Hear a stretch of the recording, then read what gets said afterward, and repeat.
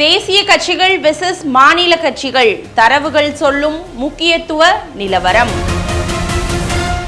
இந்திய அரசியல் என்பது ஒரே வண்ணத்தால் தீட்டப்பட்ட ஓவியம் அல்ல. அது பல்வேறு மாநில அடையாளங்கள், மொழிகள், பண்பாடுகளின் அழகிய கலவையான நவீன ஓவியம். சமீப ஆண்டுகளில் இந்திய அரசியலில் நிகழும் மாற்றங்கள், மாநில கட்சிகளின் எதிர்காலம் குறித்தும் அவை தங்கள் முக்கியத்துவத்தை இழந்து வருகின்றனவா என்பது குறித்தும் பலமான விவாதங்களை கிளப்பியுள்ளன. தேசிய கட்சிகளின் தீவிர விரிவாக்கம், நிதி மற்றும் தொழில்நுட்ப வளங்களில் ஏற்படும் இடைவெளி, உட்கட்சி பூசல்கள், கட்சி தாவல் அலைகள் மற்றும் மாறிவரும் புதிய தலைமுறை வாக்காளர்களின் மனநிலை ஆகியவை மாநில கட்சிகளுக்கு பெரும் நெருக்கடியை ஏற்படுத்தியுள்ளன.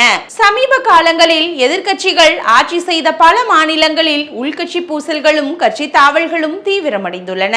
குறிப்பாக மேற்கு வங்கத்தில் திரிணாமுல் காங்கிரஸ், மகாராஷ்டிராவில் சிவசேனா மற்றும் தேசியவாத காங்கிரஸ், டெல்லியில் ஆம் ஆத்மி போன்ற கட்சிகளில் நடந்த பிளவுகளும் கட்சி தாவல்களும் மாநில கட்சிகளின் அமைப்பு ரீதியான பலவீனங்களை வெளிச்சமிட்டு காட்டுகின்றன. இருப்பினும் இத்தகைய அமைப்பு ரீதியான பின்னடைவுகள் மட்டுமே ஒரு கட்சியின் மக்கள் ஆதரவு தளம் சுருங்கிவிட்டதாக கூறிவிட முடியாது. தற்போது பாஜக 11 மாநிலங்களிலும், காங்கிரஸ் 3 மாநிலங்களிலும் ஆட்சி செய்கின்றன.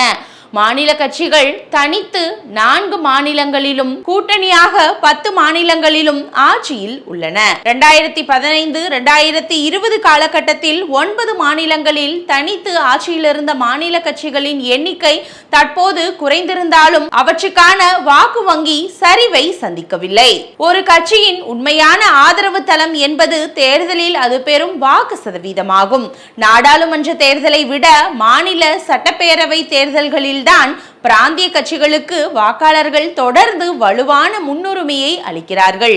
இது மாநில அளவிலான அரசியல் அடையாளங்களின் நீண்டகால முக்கியத்துவத்தை, மக்களின் நம்பிக்கையையும் தெளிவாக காட்டுகிறது. 2009 மக்களவை தேர்தல் முதல் 2024 மக்களவை தேர்தல் வரையிலான வாக்கு விகித பகுப்பாய்வு செய்தால் இந்த 4 மக்களவை தேர்தல்களிலும் தேசிய கட்சிகளின் மொத்த வாக்கு விகிதம் என்பது 60% முதல் 68% வரை நிலைத்து நிற்கிறது. அதே வேளையில் மாநில கட்சிகள் ஒட்டுமொத்த வாக்குகளில் சுமார் 1/3 பங்கை, அதாவது 35% வரை தொடர்ந்து தக்க வைத்துள்ளன. வாக்கு சதவீதமும் தேர்தல் முடிவுகளும் எப்போதும் ஒரே திசையில் பயணிப்பதில்லை என்பதைத்தான் தேர்தல் முடிவுகள் உணர்த்துகின்றன. தேர்தல் முடிவுகளில் ஏற்ற இறக்கங்கள் இருந்தாலும் மாநில கட்சிகளுக்கான ஒட்டுமொத்த ஆதரவு தளம் பெரிதாக மாறாமல் நிலையாகவே உள்ளது. தமிழகத்தில் கடந்த மக்களவை தேர்தலில் மாநில கட்சிகளின் ஆதிக்கமே தொடர்ந்து மேலோங்கியுள்ளது. தமிழகத்தில் ஒரு மாநில கட்சி தேர்தல் பின்னடைவை சந்திக்கும் போது அந்த வெற்றிடத்தை மற்றொரு மாநில கட்சியை நிரப்புகிறதை தவிர தேசிய கட்சிகளால் அதை முழுமையாக ஆக்கிரமிக்க முடிவதில்லை. உதாரணமாக தமிழகத்தில் நடந்த 2026 சட்டப்பேரவை தேர்தலில் திமுக தோல்வியடைந்த நிலையில் அதே இடத்தை தாவேக எனும் மாநில கட்சிதான் நிரப்பியது. மாநில கட்சிகளுக்கான சிக்கல்களை பார்த்தோமே ஆனால் வலுவான நிர்வாக அமைப்பு, நவீன தேர்தல் யுக்திகள் மற்றும் பெரும்பான்மை வாக்கு வங்கி, நிதி ஆகியவற்றை பயன்படுத்தி தேசிய கட்சிகள் மாநில அளவிலான அரசியலிலும் ஆதிக்கம் செலுத்த தொடங்கியுள்ளன. தேசிய கட்சிகளின் வருகையால் கடந்த சில 10 ஆண்டுகளாக தனித்து இயங்கிய மாநில கட்சிகள் கடும் போட்டியை எதிர்கொண்டுள்ளன.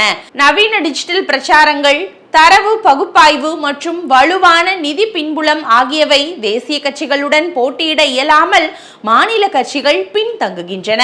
தனிநபர் அல்லது குடும்ப அரசியல் அல்லது குடும்ப கட்சி என்ற அடையாளத்தில் மாநில கட்சிகள் இயங்குகின்றன என்ற விமர்சனம் புதிய தலைமுறை வாக்காளர்களின் பார்வையை மாற்றியுள்ளது.